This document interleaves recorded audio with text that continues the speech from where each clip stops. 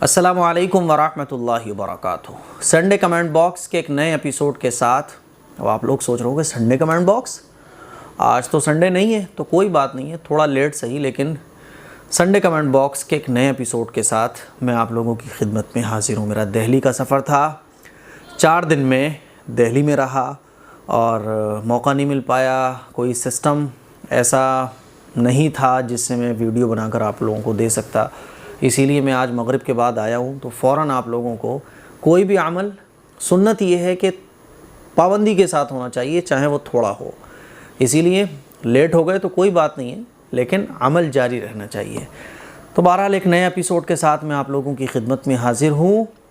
عامر مشرف یہ کہتے ہیں، مفتی صاحب میرے ابو کا انتقال ہو گیا ہے، آپ ان کی مغفرت کی دعا کریں۔ اللہ تعالیٰ آپ کے ابو کی مغفرت فرمائے۔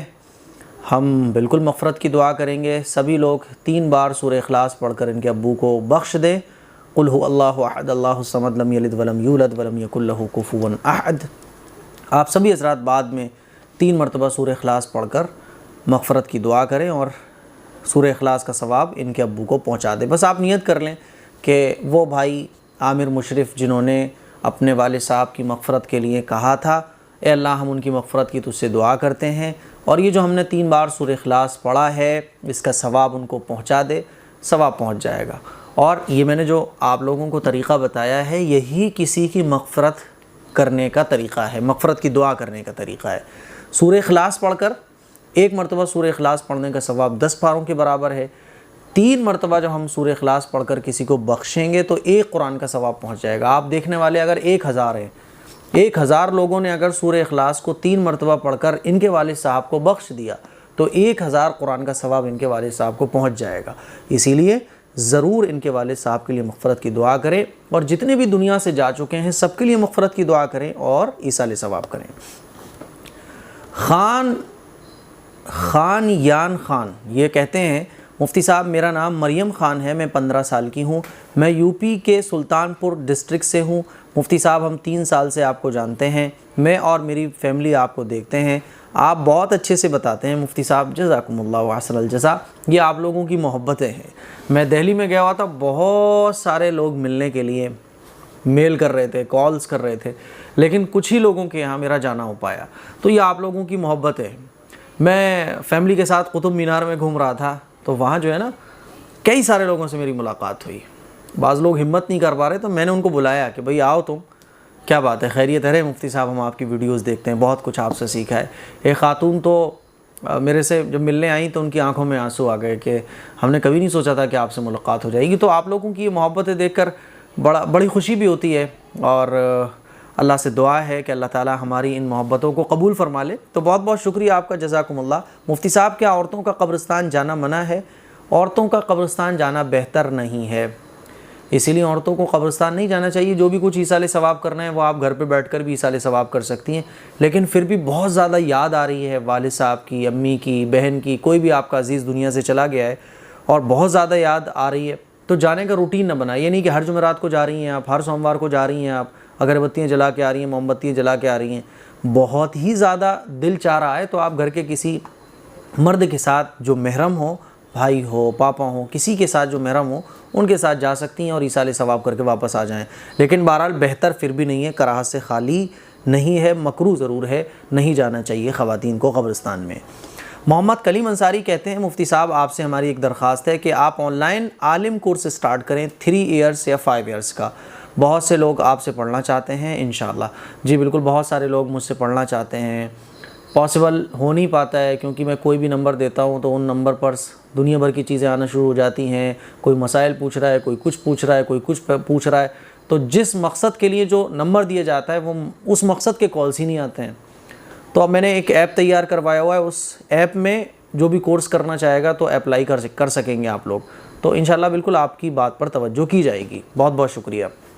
شاہد جمال پوچھتے ہیں، مفتی صاحب کیسے ہیں آپ؟ الحمدللہ، امید ہے کہ آپ اچھے ہوں گے، اللہ ایسے ہی آپ کو خوش رکھے۔ میں دہلی سے ہوں، محمد شاہد جمال انصاری، آپ سے بہت ہی خاص سوال پوچھنا ہے۔ آپ بتائیے کہ زندگی کیا ہے؟ زندگی غریبی کا نام ہے؟ کیا زندگی جستجو کا نام ہے؟ اور زندگی محنت کا بھی نام ہے؟ وغیرہ وغیرہ۔ آخر زندگی ہے کیا؟ زندگی جو ہے نا اللہ اور اللہ کے رسول کے مطابق چلنے کا نام ہے. زندگی محنت کا بھی نام ہے، شریعت کے مطابق محنت ہو. زندگی جستجو کا بھی نام ہے، اللہ اور اللہ کے رسول کی رضا کی جستجو ہو. کیا غریبی کا نام ہے؟ جی، زندگی غریبی کا بھی نام ہے. اگر اللہ نے آپ کو غریب بنایا تو اس پر صبر کیجئے اور اللہ کا شکر ادا کیجئے. جس حال میں بھی ہم ہیں اس حال میں ہم اللہ اور اللہ کے رسول کے مطابق زندگی گزاریں. زندگی اسی کا نام ہے. زندگی ایک آزمائش کی جگہ ہے. ہم آزمائے جا رہے ہیں. کوئی غریبی کے ذریعے آزمایا جا رہا ہے، کوئی امیری کے ذریعے آزمایا جا رہا ہے. کسی کی اولاد مر گئی بچپن میں، اس کو آزمایا جا رہا ہے.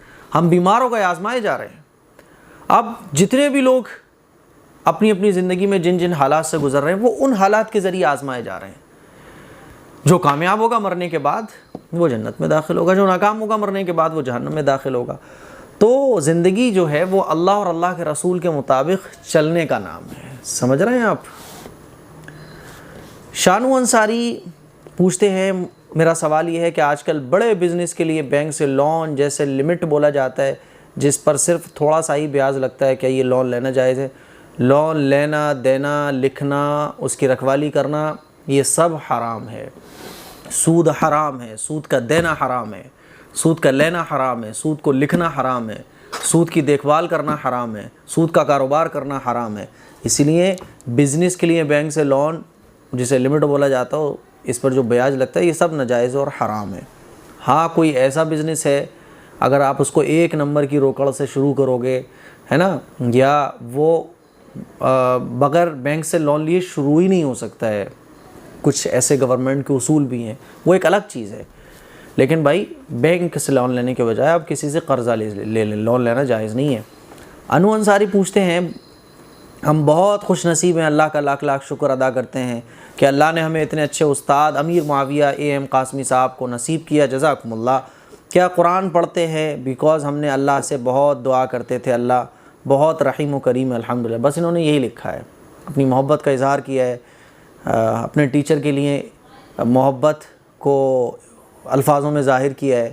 تو بہت بہت شکریہ، جزاکم اللہ و احسن الجزا. فیوچر آخرت یہ پوچھتے ہیں، میں محمد شاہنواز فرام بہار. نمبر 1، شاہنواز نام رکھنا کیسا ہے؟ شاہنواز نام رکھنا بالکل جائز ہے، نو پرابلم. نمبر 2، اگر کوئی نماز کسی وجہ سے قضا ہو جائے تو فوراً پڑھ لینا چاہیے، اگر لیٹ سے پڑھیں تو گناہ ہوگا. دیکھیں بھائی، زندگی کا کچھ بھروسہ نہیں ہے. ظہر کی نماز آپ کی نکل گئی، آپ کو یاد نہیں رہا یا آپ سوتے رہ گئے، جیسے ہی آپ کو یاد آ جائے، حدیث شریف میں آتا ہے کہ جیسے ہی اگر نماز چھوٹ جائے، ہے نا، تو جیسے ہی یاد آ جائے تو فوراً نماز پڑھ لو. آپ لیٹ سے پڑھو گے تو گناہ تو پڑے گا. ایک تو آپ بھول گئے، تو بھول چوک تو معاف ہے شریعت میں، ٹھیک ہے. لا یکلف اللہ نفسا الا وسعها. جو چیز ہمارے اختیار میں نہیں ہے وہ شریعت میں معاف ہے. تو بھول چوک ہمارے اختیار میں نہیں، ہم بھول گئے، ہم نہیں چاہتے تھے بھولنا، بھول گئے، تو یہ معاف ہے. اب یاد آ گیا تو آپ جان بوجھ کے اس کو دیر کر رہے ہو، اسی لیے نماز چھوٹ جائے تو جیسے ہی یاد آ جائے اس کو پڑھ لینا چاہیے، ٹھیک ہے. اگر لیٹ سے پڑھو تو گناہ ہوگا، جی بالکل گناہ ہوگا. نماز قضا نہیں کرنا چاہیے، قضا ہو جائے تو یاد آنے پر فوراً ادا کر لینا چاہیے. زندگی کا کچھ بھروسہ نہیں ہے، ابھی آپ کی نماز چھوٹی ہوئی تھی، زندگی ختم ہو گئی تو ایک نماز چھوڑے ہوئے آپ دنیا سے چلے جاؤ گے. نمبر 3، یوٹیوب پر فیمیلز ٹیچر سے پڑھنا کیسا ہے؟ کوئی ایسی ٹیوشن ہے، کوئی ایسا سبجیکٹ ہے جو فیمیل ٹیچر ہی اس میں پرفیکٹ آپ کو مل رہی ہیں، اس کے علاوہ کوئی آپ کے پاس آلٹرنیٹ نہیں ہے نا، میل ٹیچر نہیں مل رہے ہیں، ایسا بہت ہوتا ہے. یا آپ جو بھی کلاس جوائن کرتے ہیں وہاں وہ فیمیل ٹیچر ہی ہیں، تو نگاہوں کو نیچے رکھتے ہوئے اور خرافاتوں سے بچتے ہوئے آپ ان سے پڑھ سکتے ہیں. نمبر 4، اچھا یوٹیوب پر فیمیل ٹیچر سے پڑھنا کیسا ہے؟ ٹھیک ہے، پڑھ لو، کوئی مسئلہ نہیں ہے اگر آپ کو ایسا لگ رہا ہے، لیکن اپنی نظروں کی حفاظت کرتے ہوئے. صرف آپ کو پڑھنا ہے، جو چیز سننے سے پوری ہو سکتی ہے تو آپ یوٹیوب کی ویڈیوز جس میں فیمیل ٹیچر آتی ہیں ان کو نہ دیکھیں، ٹھیک ہے نا. جو چیز دیکھنے کی ہے تو میری رائے یہ ہے، میں یہی کہنا چاہوں گا کہ فیمیل ٹیچر سے آپ اپنی نگاہوں کی حفاظت کریں اور غلط چیزوں سے بچنے کی کوشش کریں. باقی آپ پڑھ سکتے ہیں، کوئی مسئلہ نہیں ہے. نمبر 4، اور اگر میل ٹیچر سے پڑھیں تو بہت اچھی بات ہے، ایسا نہیں ہے کہ فیمیل ٹیچر ہی پڑھا رہی ہے، میل ٹیچر بھی بہت ہے. اگر آپ چاہیں گے تو میل ٹیچر بھی آپ کو مل جائیں گے. لیکن بہرحال پڑھ سکتے ہیں آپ نظروں کی حفاظت کرتے ہوئے۔ نمبر 4، پڑھائی کی وجہ سے روزانہ میری عصر کی نماز قضا ہو جاتی ہے، کیوں ہو جاتی ہے؟ پڑھائی کے دوران اگر آپ کو ٹوائلٹ لگ رہی ہو، پڑھائی کے دوران آپ کی طبیعت خراب ہو جائے، آپ کو گھبراہٹ ہونے لگے، تو آپ پڑھائی چھوڑ کے جاؤ گے؟ نہیں جاؤ گے۔ نماز تو ان ساری چیزوں سے زیادہ ہے۔ اگر آپ کی جان نکلنے لگے تو آپ کلاس چھوڑ کے بھاگو گے؟ نہیں بھاگو گے۔ نماز ہمیں اپنی جان سے بھی زیادہ عزیز ہونا چاہیے۔ کیا کروں؟ قضا کر لیتا ہوں، پر ٹینشن میں رہتا ہوں کہ پڑھائی کی وجہ سے روزانہ میری عصر کی نماز قضا ہو جا رہی ہے، پلیز ریپلائی مفتی صاحب۔ دیکھو، اس کا ایک طریقہ ہے۔ ظاہر ہے آپ پڑھنے جب جاتے ہوگے تو آپ جو بھی کوچنگ لے رہے ہو تو وہ 1 گھنٹے کی کوچنگ ہوگی یا 1.5 گھنٹے کی کوچنگ ہوگی، تو آپ یہ دیکھو عصر کی نماز کا ٹائم کب شروع ہو رہا ہے۔ اگر آپ کی کوچنگ جس ٹائم شروع ہوتی ہے، جس ٹائم آپ کی کلاس ہوتی ہے، اسی ٹائم اگر عصر کی نماز کا ٹائم شروع ہو رہا ہے تو آپ نماز پڑھ کر کلاس جاؤ، ٹھیک ہے نا؟ اور آپ کی کلاس جب ختم ہوتی ہے وہ دیکھ لو، اگر کلاس ختم ہونے کے بعد بھی عصر کا ٹائم باقی رہتا ہے تب بھی آپ عصر کی نماز پڑھ سکتے ہو۔ لیکن عصر کی نماز پوری قضا ہو جاتی ہے، عصر کی نماز کا ٹائم جب شروع ہوتا ہے اور عصر کی نماز کا ٹائم جب ختم ہوتا ہے، اس پورے پیریڈ میں آپ کی کلاس رہتی ہے، تو پھر آپ کو نماز پڑھنا پڑے گی۔ 5 منٹ کا آپ وقت لے کر جاؤ، فٹاک سے 4 رکعت فرض پڑھو، بس نماز نہیں چھوڑنے کی اجازت۔ کلاس چھوڑو، نماز نہیں چھوڑو۔ اب ٹوائلٹ لگنے لگے کیا کرو گے؟ آپ نہیں جاؤ گے، ہے نا؟ گھبراہٹ ہونے لگے نہیں جاؤ گے آپ؟ پھر 5 منٹ کے لیے کون چھٹی نہیں دے گا؟ بھئی آپ جلدی سے جاؤ، 4 رکعت پڑھو۔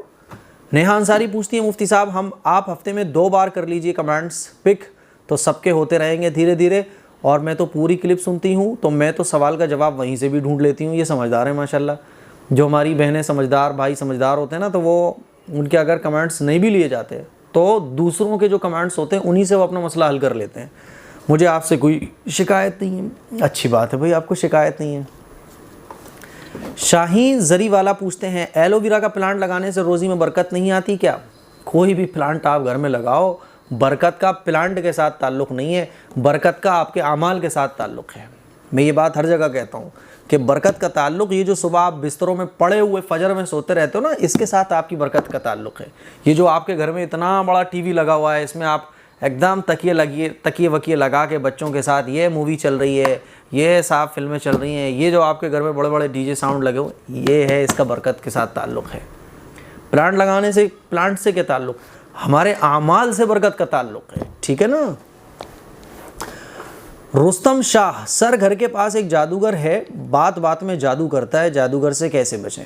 جادوگر سے بچنے کے لیے دونوں قل پڑھ کر آپ دم کریں، صبح شام کی دعاؤں کا اہتمام کریں، نمازوں کا اہتمام کریں، پاک رہنے کی کوشش کریں، باوضو رہنے کی کوشش کریں۔ آپ سوچو کہ ارے مفتی صاحب نے تو اتنے سارے کام بتا دیے، یہ میں نے کوئی زیادہ کام نہیں بتائے۔ جب ہم اس کی عادت بنا لیتے ہیں تو یہ کام ہماری زندگی میں ہماری سانسوں کی طرح ہو جاتے ہیں۔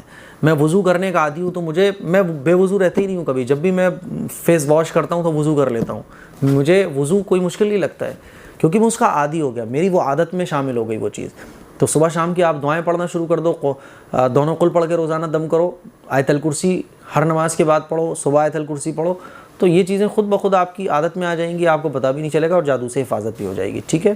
اور سب سے بڑی بات، اللہ پر یقین رکھو، جادوگر کچھ نہیں بگاڑ سکتا آپ کا، اللہ پر یقین رکھو، اللہ ہی نفع نقصان کا مالک ہے، اللہ کے حکم کے بغیر نہ آپ کو نفع پہنچ سکتا نہ آپ کو نقصان پہنچ سکتا۔ سب سے پہلی بات، ایمان مضبوط کر لو۔ میری مسجد میں جس مسجد میں میں امامت کیا کرتا تھا تو اس سے 2-3 گلی چھوڑ کے ایک جادوگر تھا، وہ جو ہے نا لوگوں کو بڑا ڈرایا کرتا تھا۔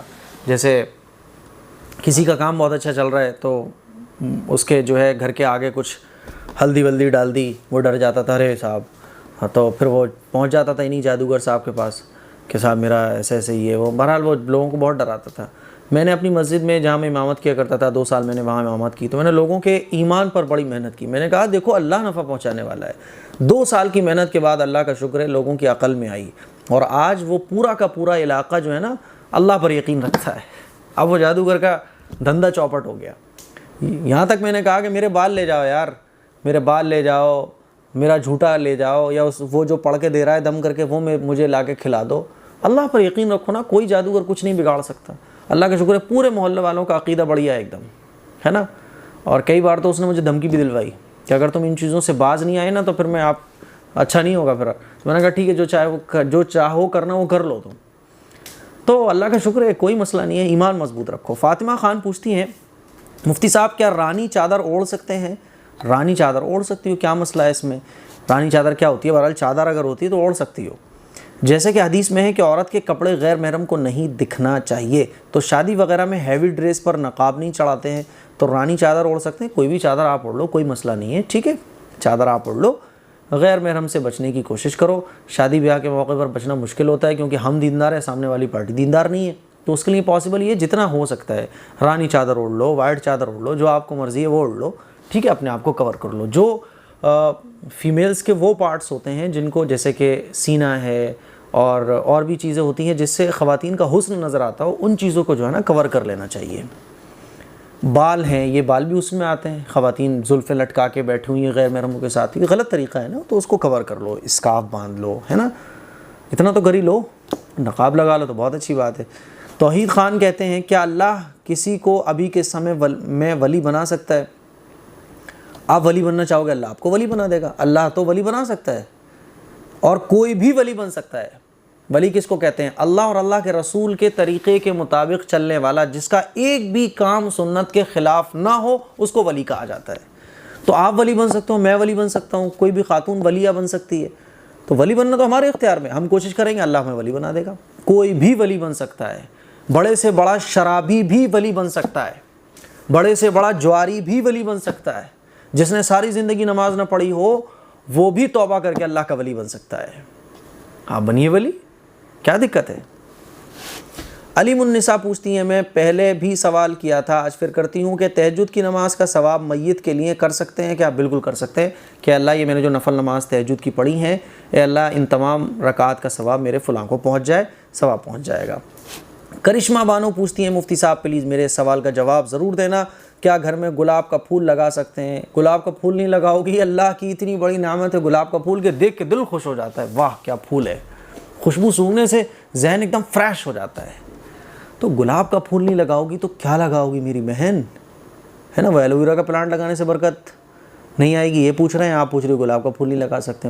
ہمارے گھر میں تو گلاب کے بہت سارے پیڑ لگے ہوئے ہیں، تو گلاب کا پودا لگائیے آپ، کیا دقت ہے، لگا سکتے ہیں. یہ کچھ سر نے کمنٹ باکس کے سوالات تھے جن کے جوابات میں نے آپ لوگوں کے سامنے دیے. میں ابھی مغرب کے بعد یعنی عشاء سے تھوڑی دیر پہلے دہلی سے گھر آیا ہوں.